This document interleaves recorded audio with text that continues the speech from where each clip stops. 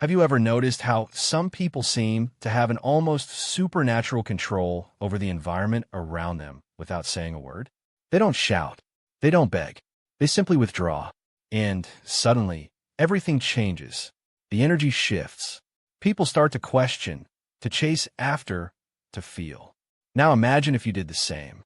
If you stopped reacting immediately to everything, if you chose silence instead of the automatic response, retreat instead of explosion, what do you think would happen? That's the point. When you stop being always available emotionally, physically, psychologically, the world around you goes into crisis. People are used to controlling you through your reactions, your impulses, your predictability. But the day you choose to withdraw, the game changes. Those who thought they knew you realize they know absolutely nothing about you. Carl Jung said, "Everything that irritates us about others can lead us to a better understanding of ourselves." When you become inaccessible, who really gets desperate? Who gets irritated? Who tries to provoke you just to elicit some emotion back? This reveals more about the other than about you. It shows how much you're still being manipulated without realizing it.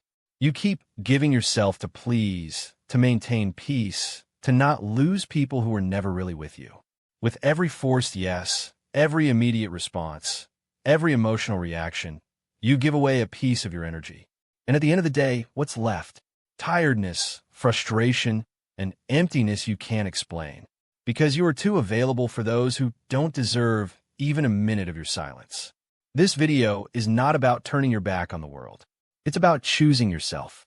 It's about learning what Jung called individuation, the process of becoming whole, authentic, complete. This process begins when you understand that silence can be stronger than 1,000 arguments. That withdrawal, when it comes from awareness and not from escape, is an act of power. So I ask you now, looking into your eyes, how long will you continue to be controlled by the emotions of others? How long will you react like a puppet every time someone pokes your wound?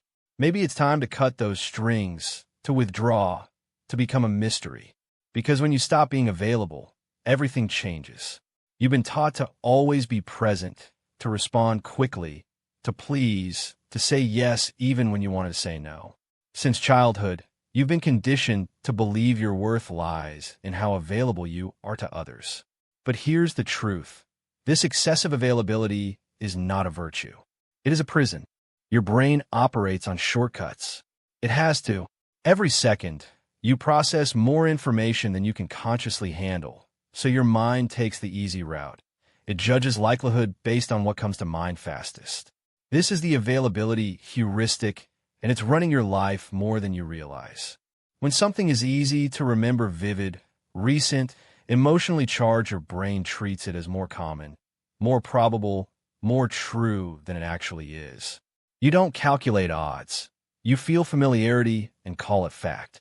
A plane crash dominates the news for weeks, so suddenly flying feels dangerous, even though statistically you're safer in the air than driving to the airport.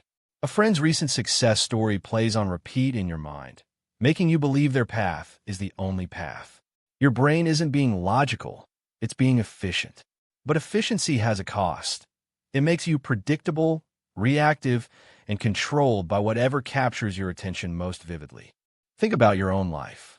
How many decisions have you made based on what stuck with you rather than what mattered? You remember one harsh word spoken in anger more vividly than 100 acts of kindness. You recall a single mistake you made 5 years ago more clearly than your consistent growth. You base your self-worth on the one person who rejected you rather than the many who embraced you. This is the availability heuristic shaping your identity. And here's where it becomes dangerous. The more emotionally available you are, the more you react, respond, and remain accessible, the more ammunition you give others to control you through this bias. Your predictable reactions become their most available data. Your patterns become their blueprint. They don't need to understand you. They just need to trigger what's easiest to recall: your fear, your guilt, your need to please. The availability heuristic is why you can't stop thinking about what someone said. It's why you replay conversations obsessively. It's why you believe you're not good enough based on one failure. But here's the liberation. When you become unavailable, When you stop feeding this cycle with your immediate reactions, you break the pattern. You interrupt the availability bias that others have weaponized against you. Your silence doesn't give them new material to work with. Your refusal to react removes the vivid, emotionally charged response they've learned to trigger. Suddenly, what was most available, your pain, your compliance, your desperation to fix things, becomes irrelevant. And in that irrelevance lies your freedom. Because you're no longer the easiest solution to their problem. You're no longer the vivid memory they can rely on.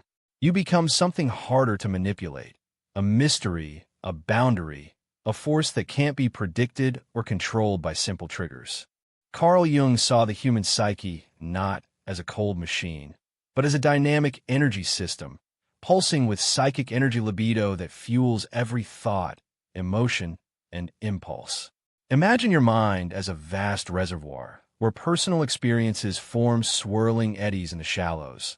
But deeper lies the collective unconscious, an ancient ocean shared by all humanity, brimming with archetypes, universal patterns like the hero, the shadow, the wise old man. These aren't mere symbols.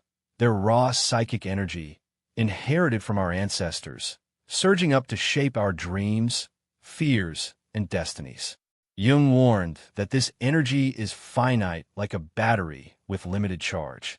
Every knee-jerk reaction, every heated argument, every desperate plea for approval drains it drop by drop. You felt it, that exhaustion after endless scrolling, toxic chats, or people-pleasing marathons. Why? Because you're leaking psychic energy into the void, feeding vampires who thrive on your reactivity. Jung likened psychic energy to electricity in a closed circuit. When conserved, it powers profound transformation, individuation, becoming your true self. But scatter it on trivia, and you short-circuit, becoming reactive, drained, vulnerable to manipulation. What you resist persists, he said. Stop fueling projections, those unconscious hooks others cast into your psyche, and watch dynamics shatter. In this energy economy, withdrawal isn't weakness, it's mastery. Guard your libido like a sacred flame. Choose silence over explosion, observation over defense. Suddenly, your presence commands respect. Runes shift when you enter. You've been conditioned to broadcast your energy 24/7, but Jung reveals the truth. True power blooms in restraint. Conserve it, and archetypes awaken within, propelling you toward wholeness. Next, discover how silent manipulators exploit this force and how your unavailability turns the tables. Psychic energy isn't infinite. Mismanage it, and neurosis creeps in endless rumination, emotional burnout. Jung's revelation. The collective unconscious holds the antidote. Tap its archetypes through dreams, active imagination, and yes, strategic withdrawal. When you stop reacting, energy recirculates, illuminating your shadow, integrating opposites. People sense this shift, they panic, provoke, because your conserved power unmasks their games. You've been the generous giver. Now become the sovereign guardian. Feel that inner charge building? That's Jung's libido reclaiming you. In a world screaming for attention, your quiet energy revolution disarms everyone. Protect it fiercely. It's your path to unbreakable wholeness. The silent treatment is a weapon most people don't recognize until it's too late. It's not about anger or aggression, it's about withdrawal. When someone stops communicating, stops engaging, they're not just being quiet. They're controlling the narrative. They're making you chase them, making you question what you did wrong, making you desperate to restore the connection. This is emotional manipulation at its finest. According to psychological research, the silent treatment creates anxiety and feelings of rejection in the recipient. It's a form of relational aggression where the aggressor uses silence as punishment. But here's what most people miss. The silent treatment reveals more about the person using it than about you. It shows their need for control, their inability to communicate directly, their fear of confrontation. When you understand this, the dynamic shifts entirely. Now imagine flipping the script. What happens when you stop reacting to the silent treatment?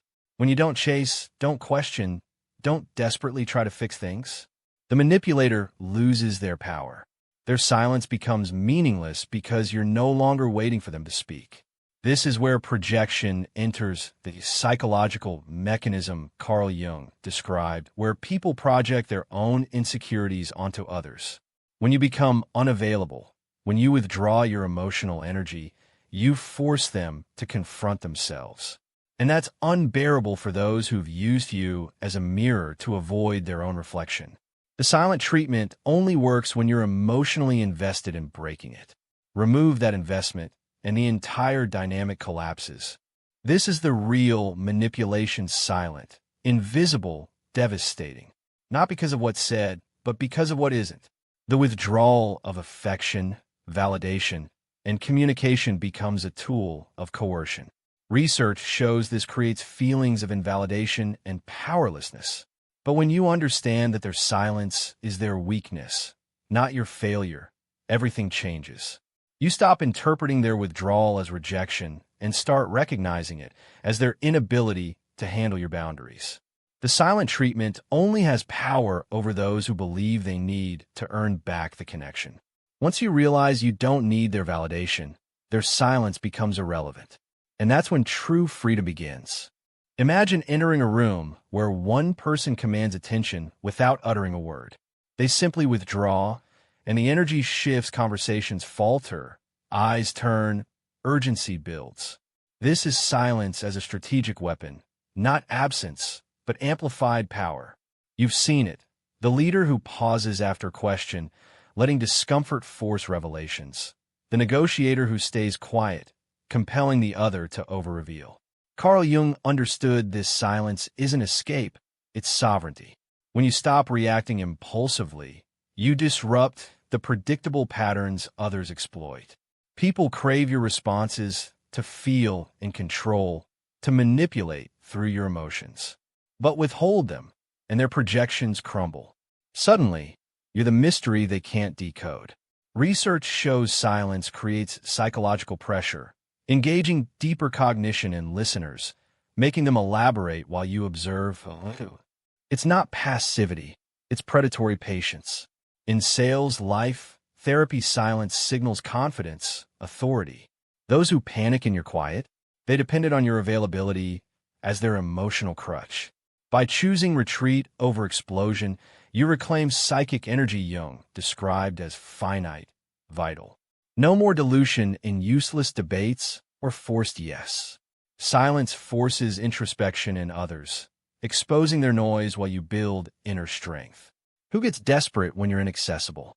The ones who never valued you, only your utility. This weapon disarms manipulators effortlessly. Your unavailability breaks their game. Strategically wielded, silence fosters lucidity. Pause before responding. Regulate emotions. Down-regulate impulses, as psychologist Rodney Luster notes. 1. Brains process deeper in quiet, enhancing neuroplasticity, reducing cortisol, restoring mental energy. 4. Fear it? That's conditioning. Society equates silence with weakness, yet it's the realm of the powerful. Self-silencing from oppression breeds anxiety, but conscious silence asserts agency. 3. In relationships, it ends toxic cycles. The silent treatment as manipulation harms, but strategic withdrawal protects. 5. Become the observer. Notice patterns, triggers, manipulations. Jung's individuation demands this distancing to integrate the self. When attacked for your quiet, know it's their shadow emerging, unbearable without your reaction. Price? Misunderstanding, accusations of coldness. Reward? Respect earned, energy conserved, presence magnetic. No longer the emotional rag now, the enigma. Who deserves your voice? Discern, then deploy silence like a blade. In this noisy world, your quiet cuts deepest, reshaping dynamics irreversibly. Choose it and watch everything change. Master silence. Breathe. Observe. Withdraw. Start small, notifications off. No instant replies. Exit draining talks. Guilt fades as power grows. You've been too available. Now, Be selectively sovereign. This is your rebirth, unpredictable, unbreakable. Have you ever noticed how some people seem to have an almost supernatural control over the environment around them without saying a word? They don't shout. They don't beg. They simply withdraw. And suddenly, everything changes. The energy shifts. People start to question, to chase after, to feel. Now imagine if you did the same. If you stopped reacting immediately to everything, if you chose silence instead of the automatic response, retreat instead of explosion, what do you think would happen? That's the point. When you stop being always available emotionally, physically, psychologically, the world around you goes into crisis. People are used to controlling you through your reactions, your impulses, your predictability. But the day you choose to withdraw, the game changes. Those who thought they knew you realize they know nothing about you. Carl Jung said, "Everything that irritates us about others can lead us to a better understanding of ourselves." When you become inaccessible, who really gets desperate? Who gets irritated? Who tries to provoke you just to elicit some emotion back? This reveals more about the other than about you. It shows how much you've been manipulated without realizing it.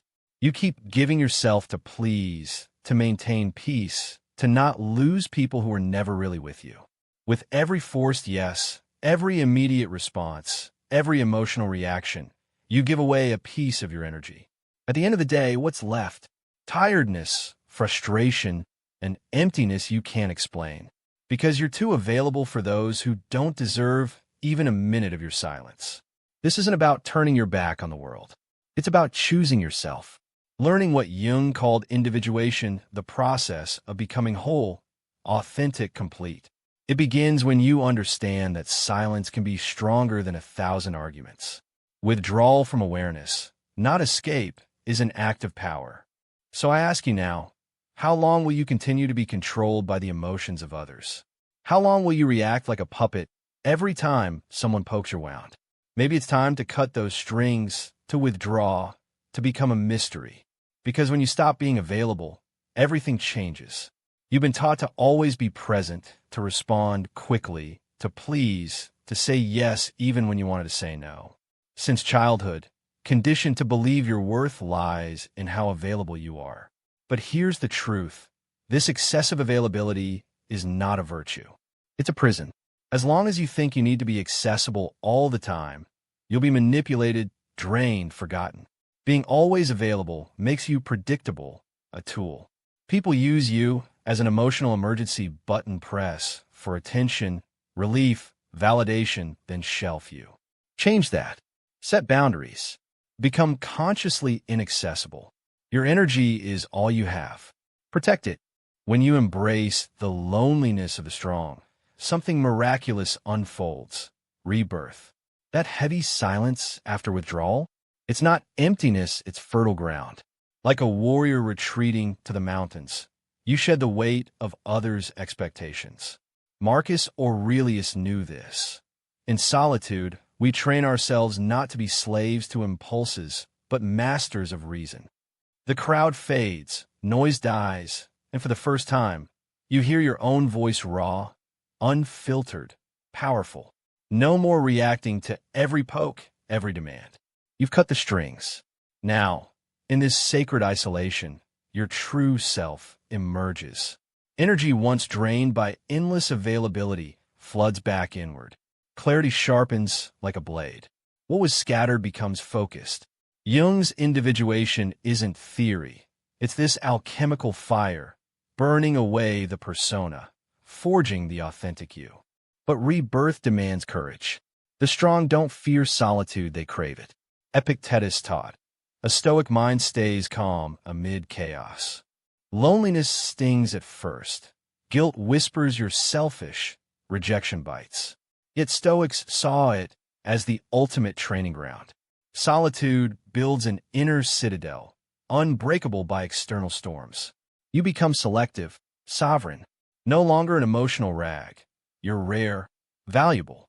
People who thrived on your predictability panic, they lose their mirror, their puppet. Watch them squirm, accuse you of change.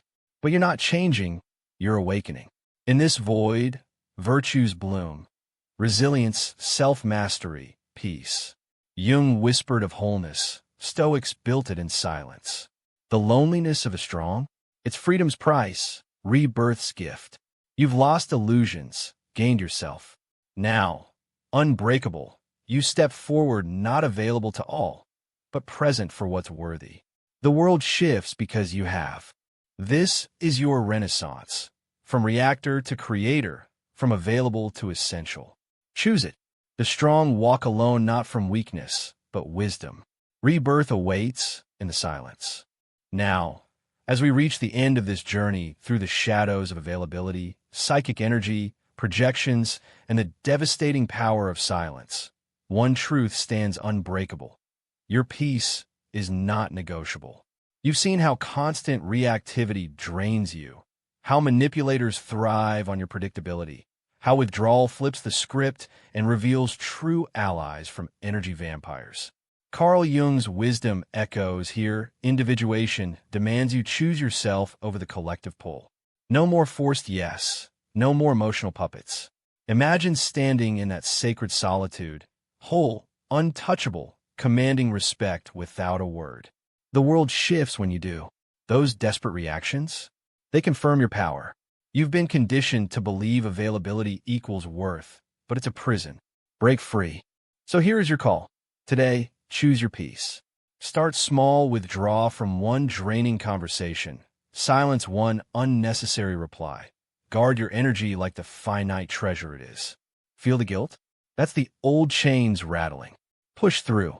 Watch how your silence becomes sovereignty, how rarity breeds value. Who deserves your presence? Only those who honor your wholeness. Lose the takers, gain your freedom. If this resonated, type in the comments. I choose my peace. Hit like if you're reclaiming your power. Subscribe for more unfiltered Jungian truth on mastering your psyche. And check the pinned link for my book, Beyond the Shadow, your toolkit for boundaries and rebirth. You've made it to the end. Now step into your mystery. Everything changes when you stop being available. Thank you for watching. See you in the next transformation.